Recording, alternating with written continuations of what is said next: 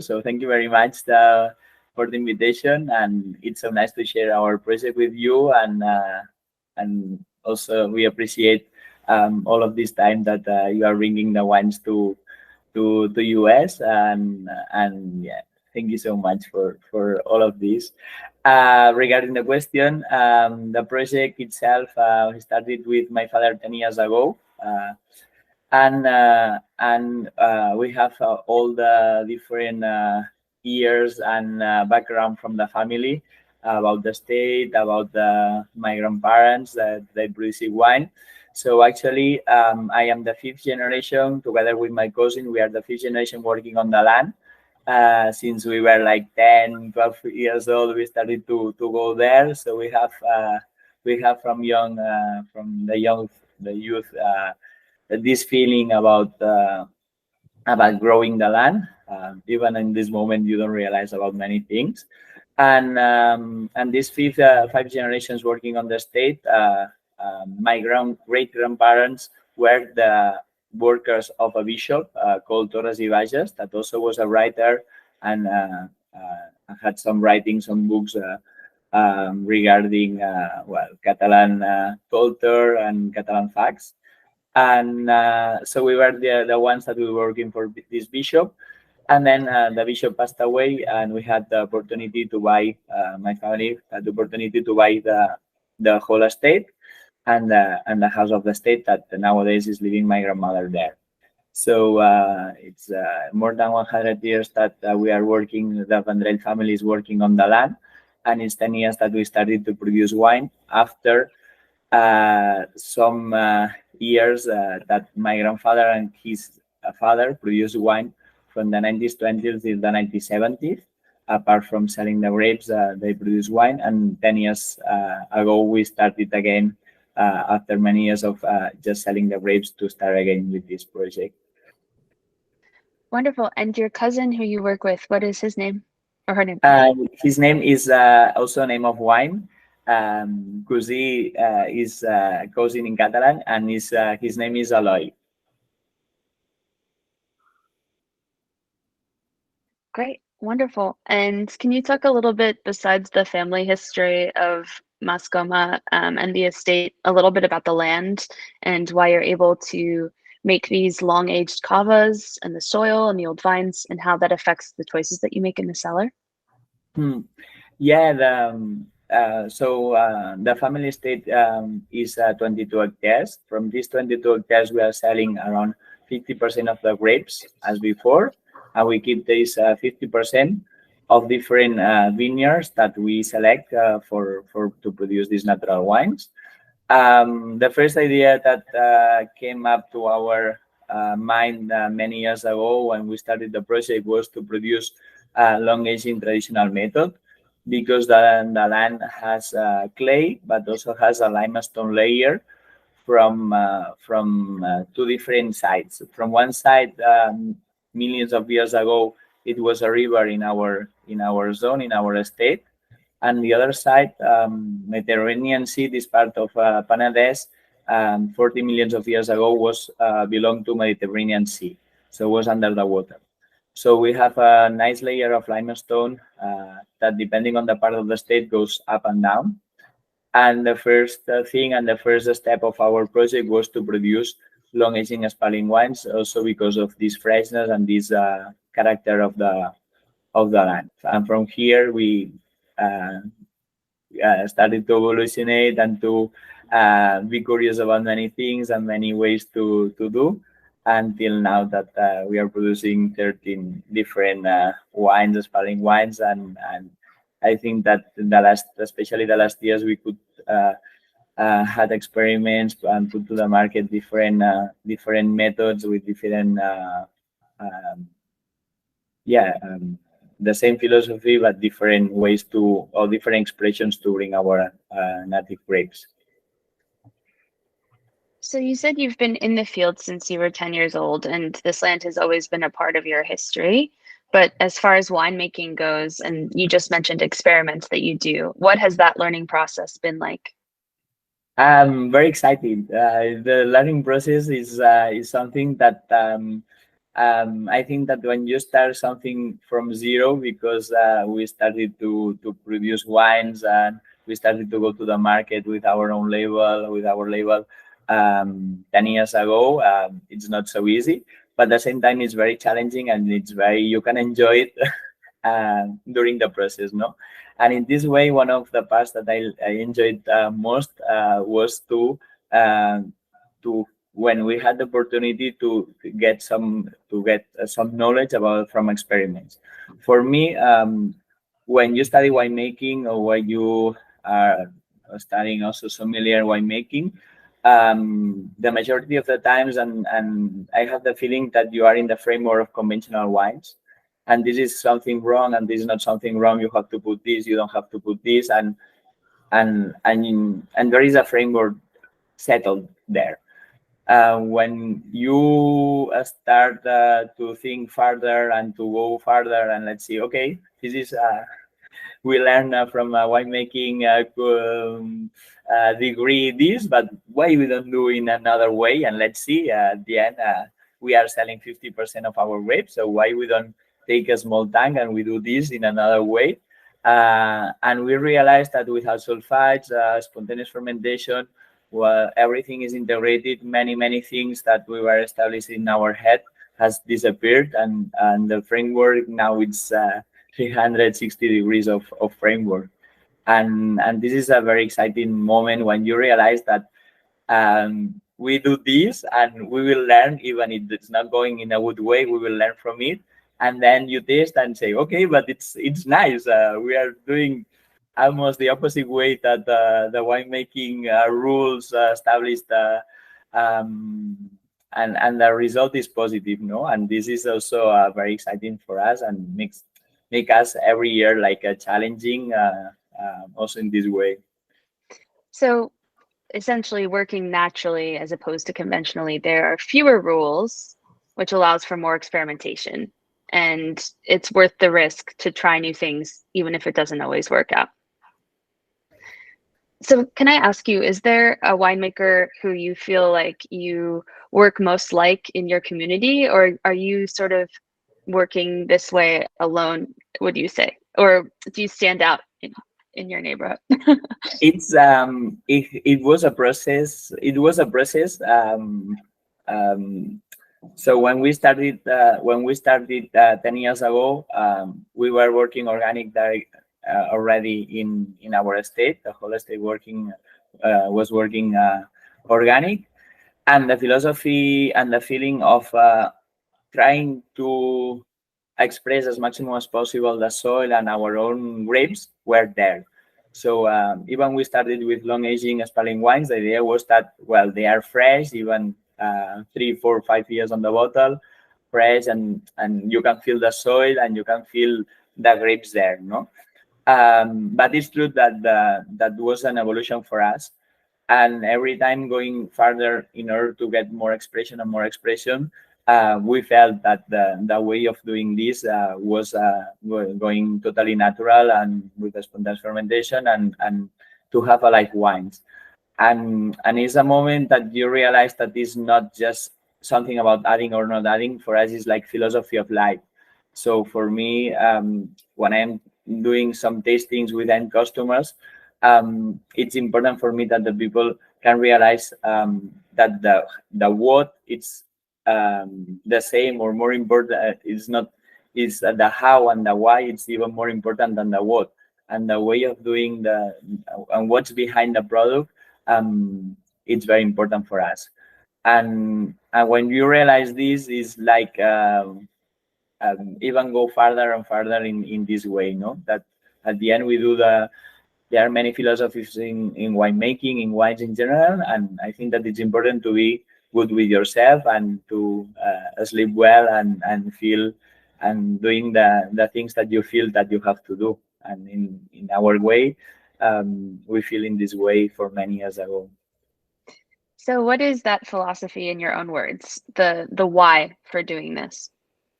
For us, it's important to realize that not everything is under control. So when you are working like conventional wines, you have rules and there is no step that you cannot control. You are adding sulfides. The wine is not alive anymore, and so from here there is the different things that you can add, more like a streak or more like a standard. No, first thing is to realize that we are taking some risk, and sometimes this risk we have to go in a good way, and we have to be very careful in all the steps of the process. The work at the end for us, it's in the land, so it's very important. It's crucial. It's the most important thing for us is to work very hard on the land, also in a sustainable way. 2-3 years ago, we started also biodynamic with my cousin, with Aloy. We just felt to do it in this way, and we felt that we need to do one step more from organic to biodynamic, and also implementing a lot of natural plants. So this grape for us, it's very important. And from here, just feel it and just going that everything goes in a good way. So for us, it's very important spontaneous fermentation, that all the yeast that are in the land, that are millions of yeast, are there, taking some process of the fermentation are there. No sulfides in order to have alive wines, and all the bacteria and all the microorganisms are there. And then also it's very important for us not to have industrial processes, not to do industrial processes for us that is like filtration or clarification. The idea is to be very close to the grape as maximum as possible and to take this risk. So that's a really good segue into talking a little bit about Brizat Catalan and about the grapes that you used for this particular wine, and also the soil and where it's coming from, in addition to what we've talked about already, and why you made the choices in the cellar you did with that wine in particular.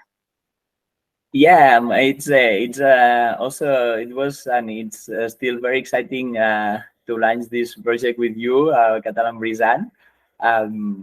We really appreciate that we could work together, and it's very nice to have these collaborations together and bring your knowledge, our knowledge, and this feeling that we have all together in a wine. So it has been, we enjoyed very much to do this wine with you.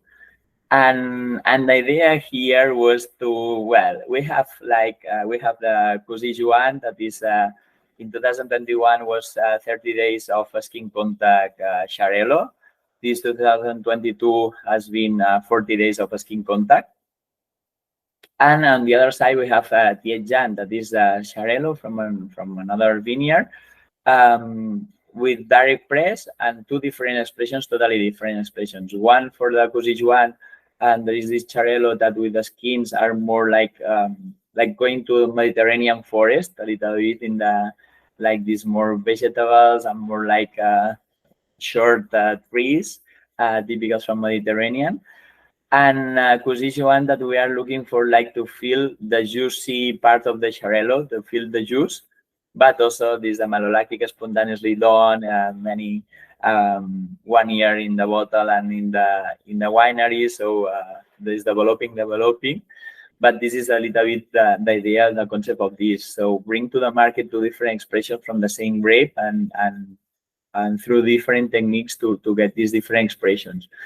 And our curiosity, and we were like curious about how would do something that is in the mix of both, and to be trying to bring both expressions together, no? So in this case with Catalan Brizat was like, okay, let's try to get the maximum complexity and the maximum expression from both techniques with Xarel·lo. So it's 100% Xarel·lo. The soil is has clay, but also the limestone layer that I told before from millions of years ago, that is in our region and particularly in our state. And from here, there is a part that is with the skin contact, and another part that is without the skin contact, and then we join together. So combining both the characteristics in this liter bottling is a way to show all of the estate. Essentially, it's like it's a good representation of what you do. And we're really enjoying it here. I wanted to ask you too a little bit about the cellar more specifically, and what it's like, and what sort of techniques you're using, what sort of equipment you're using. Yeah, so we are harvesting everything that goes to our winery is harvested by hand. That's very important. And we select the grapes one by one.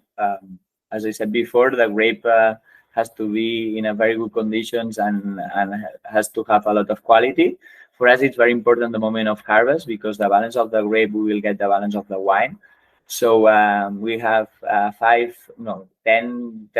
people that is working with us in the land, helping us for harvest.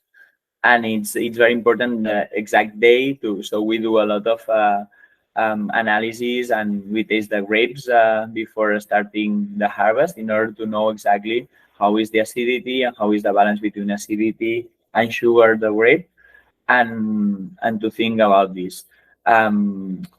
It's nice because and this Catalan Brisat comes from these grapes. We have some grapes, well, some vineyards that are like 70, 60, 70 years old. And we have seen that we can go further in the skin maturity and the maturity of the grape, that we keep the acidity. So when we trying to get the maximum expression, also we like to bring our weather that is not very cold in Barcelona, and bring this expression also to the wines, no? So we have this good balance between acidity, but also if we can get a little bit more mature grape, we go a little bit further in order to get this expression. And also if there is like 30, 40 days of a skin contact, to also to have a nice skin on it. So we harvest, we put to the fridge room, stays one day in the fridge room. We harvest in boxes, and we put the boxes in the fridge room, and then the day after we press or we stem the grapes. It depends. In this case, it's both techniques. One, we put to the pneumatic press, and stays there very soft during few hours to pressing. And on the other side, we put it to this stemmer, and this stemmer, around 10-15% of the stems comes inside, which is something that we like. It's an old one, it's not perfect, but this imperfection for us works very well, because around 10-15% of the stems goes also in the tank, which is something that we like. And from here, a spontaneous fermentation, we have a temperature control, so that we are controlling every day how is going the temperature and the fermentation through the density, especially. And we do for the part that is with the skin contact, we do every day the pisage of the skins. And then when the fermentation it's done, we keep it, we get longer, these 40 days of a skin contact for the part that is with the skin contact. And another thing is that we are not the wines, we don't have a lot of batonnage. We don't do batonnage, or we don't do this contact with the lees. We are not doing so much. So when the fermentation is done, for instance, for the part that is direct press, we take out after 1-2 weeks, that goes a little bit down the majority of the lees. We are ready to take out the lees. And the idea here is that there are grapes that are very concentrated grapes, also working with naturally without sulfites, all the bacteria, a live wine. The malolactic is done every year spontaneously as well. So you get a lot of already you get a lot of complexity and a lot of flavors, no? So the work with the lees would disbalance the wine. So in this case, we are not working a lot with lees. We take out the lees, and we don't do like batonnage and this kind of things. And then we filtrate by decantation. I don't know if it's right the word in English. So it goes down the list, and then after the whole winter. So this wine has been bottled in May 2023, this year, harvest 2022. So the stays the whole winter that is quite cold in our cellar, in order to get all the different process by naturally, and then all this month the list, the other part of the list goes down, and then we put another time before bottle. Great. So I thought now would be a good time to open up for some questions. Let's start with my colleagues if they have any questions, and then I'll put it on YouTube too if anyone wants to leave a comment with questions you might have for Joan. But yeah, feel free to hop in, guys. No, especially with the Brisat, but all of your work, you use a lot of skin contact as a tool. It's something that is, as far as I know, not very new to your region. What do you think it does? What does it add to the tradition of wine that you guys have been making? And how do you, what is your philosophy about it? How do you think it, what's the conversation between that technique and the tradition in your area? Yeah, in our area, Penedès, it's known about the traditional method, cava, sparkling wines, that it's the most common, or because it's the most, especially in Sant Sadurní, is the most number of bottles with these techniques is from cava, from traditional method. But our idea, and also when we started the project, and after some time, was to go back to the time of our grandparents. And our grandparents, for us, they produced wine without label, but for many years, for 40 years, they produced wine. And it was from our indigenous grapes. So for us, it's very important we recover indigenous grapes in the last years. Also from sustainable agriculture, farming. And also, in that moment, the number of products to add to the winemaking was very few, and were like almost natural wines, no? So and one of these also characteristics of in that time is that they do a skin contact. So Brisat is the name of like orange that comes from our ancestors and our grandparents. So in our specific region from that is next to Vilafranca in Penedès, our tradition is more Brisat, is more orange, skin contact, than what is cava, that is more the region of Sant Sadurní, that is the same region, but it's like 15 kilometers from us. So for me, also the Cosí Joan that refers to me, this is the orange wine. It was some years that I insisted to recover this technique because I had this feeling to go back to the time of our grandparents, no, in this case. So the idea here is to, as I said before, not to have any framework for us. Is like open. We are like trying to get different expressions from our own grapes, and a skin contact give us different expressions from what is direct press. We want, so the idea here is to taste carefully during these 30-40 days of when it's in the tank with the skins, because we don't want that the technique is overcoming the grape and the taste and the soil. So the idea is to have a good balance between this expression that give us the skins, but at the same time keeping the grape and keeping the soil and keeping the identity of the grape. For us, it's very important. I wanted to do one experiment last year, but it was not possible to do like maybe 3 or 4 or 10 months of skin contact in one wine, just to experiment.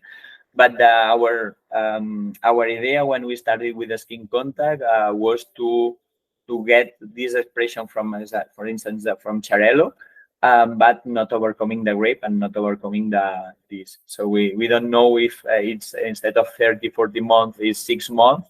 If we feel in the same way the soil and this. It's an experiment that I'm curious also to do. Will not be possible 2023, but maybe in the future for sure I will do. But this is our idea, and then also to go further on a skin contact, and well, after having our standard line, we can do experiments and we can go further. So, for instance, with the skin contact, also the one pen nut, we skin contact one that now is a traditional method that is on the winery. So here in some specific bottles, that is not a very big production, but we like to experiment and to play also with the skin contact with different methods. So the traditional method at the end is we are implementing our natural philosophy to the traditional method.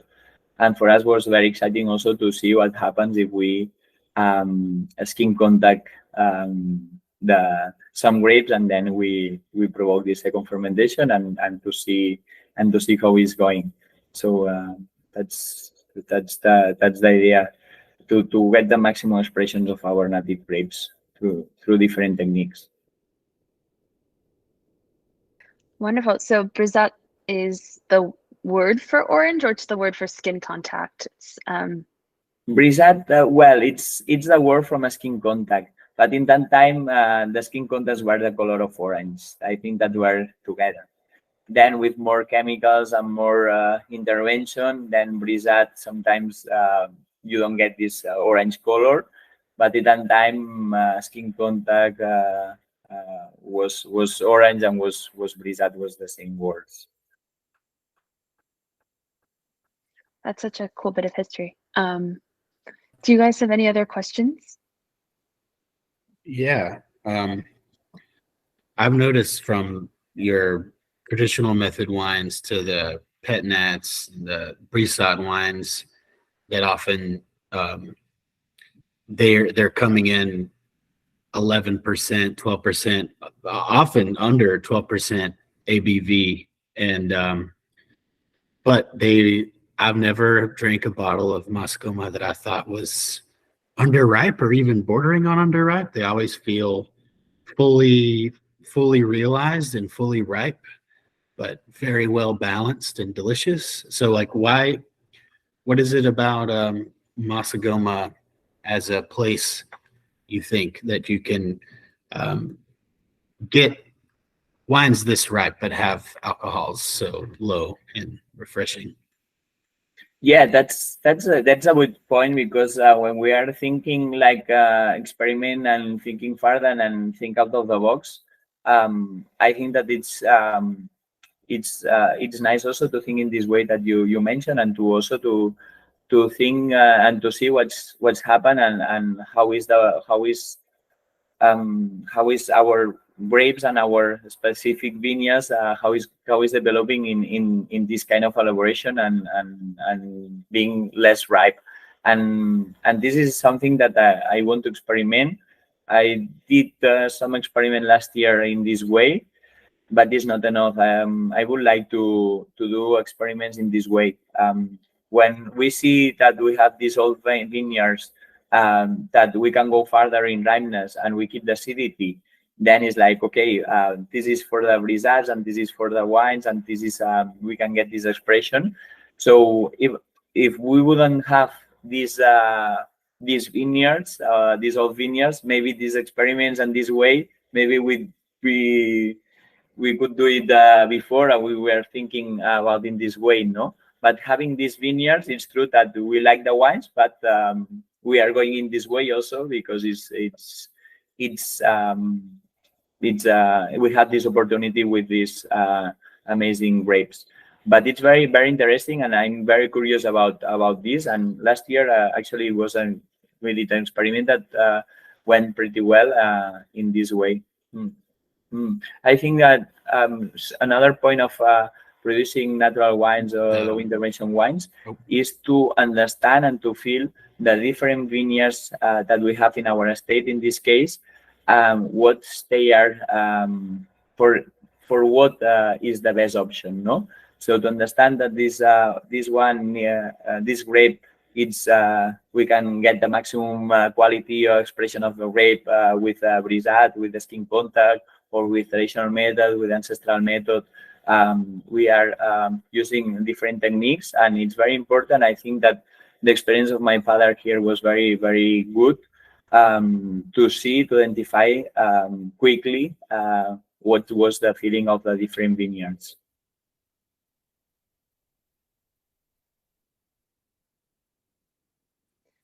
Very cool. Can you tell us a little bit about your personal story and whether you've always been at the estate or if you've traveled, and what you're excited about both in wine and outside of wine? Yeah, actually, my first memory of being to the state is when I was 8 years old. That actually I was planting a Merlot vineyard. So now this Merlot vineyard, it's right, very nice and small.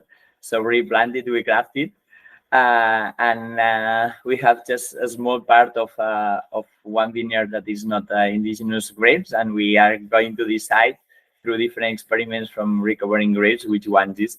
But my first memory was 8 years old planting a Merlot vineyard.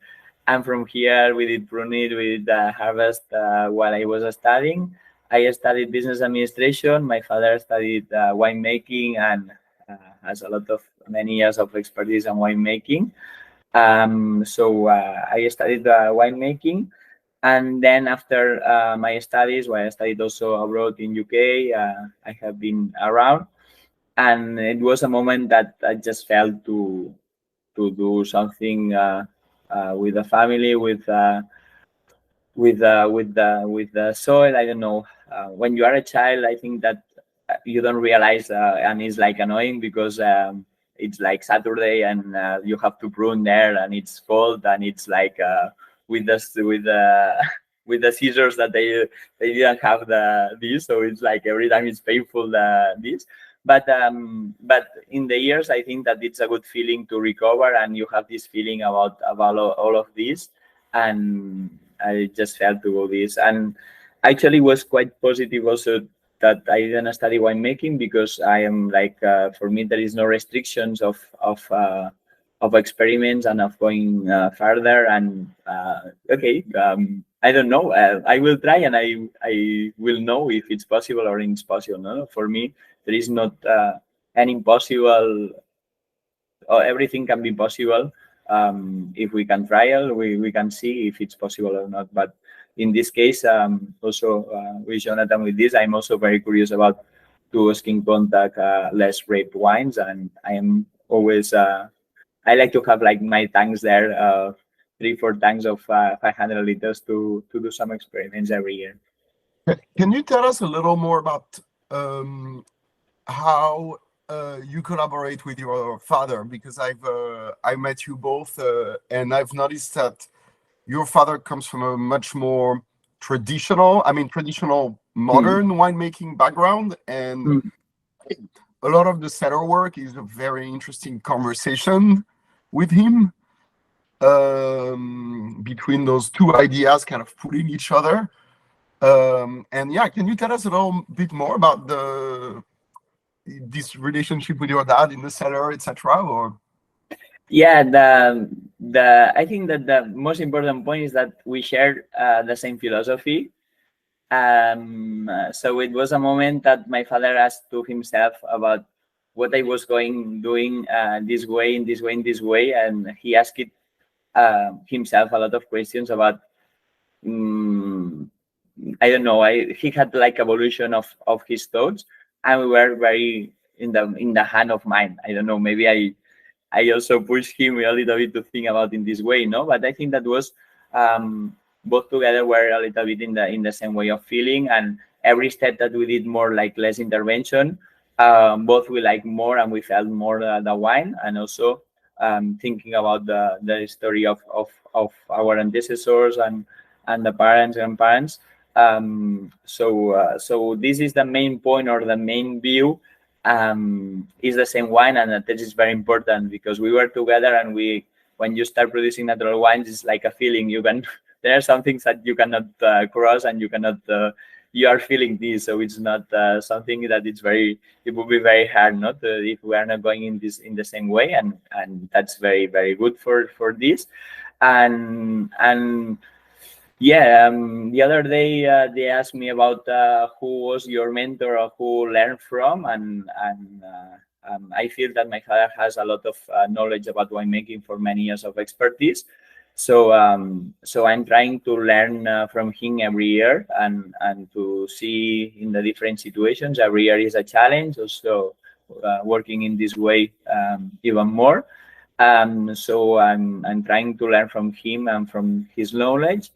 And I think that that I can bring also to the winemaking this part of more experimental, more like let's see what happens. I don't have any framework, and actually I think that was very good, because I could learn from him a lot, and he could also change a little bit his framework and some the ideas that I had, that was like, okay, we can do some trial, but I don't think that this will go in a good way, and at the end went to the good way, no? So I think that we can be very compatible, but the relationship with father and son sometimes it's not so easy. even we share the same philosophy, it's also challenging to manage. It's nice, but at the same time, it's important to understand that the roles are different from the whole life, and here is like in the same way. No, there is not a father and son anymore. It's like partners, or creating something, try to create something nice together. No, so also it's a challenge. So are you in the middle of harvest right now? No, we finished harvest. Okay. We bottled also the Penedès. This year has been a dry year, quite warm, but especially dry. The winter was very, very dry.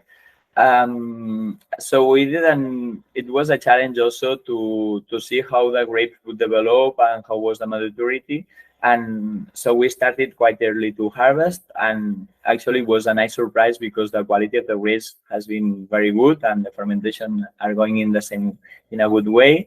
The Penedès are already bottled, and skin contacts, we are doing the pisage and every day, but now more relaxed more relaxed time than when it's in the middle of harvest, that many things are together. So more or less we started harvesting around 12 of August till the first week of September. That it was the main part. Great. And in the off season, do you ever travel, or do you mostly stay and keep an eye on things in the cellar? The keep an eye, it's more my father and also my cousin that are more to keeping the eye. And actually tomorrow I'm going to UK, to London, to do a sales route, and also to Asturias, another region of Spain, in the coming weeks. And it's a period that now I'm traveling quite a lot, and I'm also in charge of all different things about the company that is not properly the winemaking, also administration, mails, marketing, accounting, and the different partners. And I hope to next year, 2024, to be with you guys here in US. It would be very lovely. I would yeah, it would be very exciting for us. We would love to have you here. Yes, please come to New York anytime. You're welcome. Thank you. I will do it. Well, wonderful. For those of you watching on YouTube, I'll leave it open just for a moment if you have any further questions. I don't see any at the moment, so we'll keep talking over here. But yeah, just in the last 5 minutes or so, Joan, is there something for folks who are working with the wines in the States, is there maybe a sentence or two that sums up the Goma ethos and why you're happy to be making wine in the Penedès? That's I don't understand the first part of the question was, sorry. If there's like a sentence or two that describes your family's ethos and what it is and the why of making wine. Yeah, that's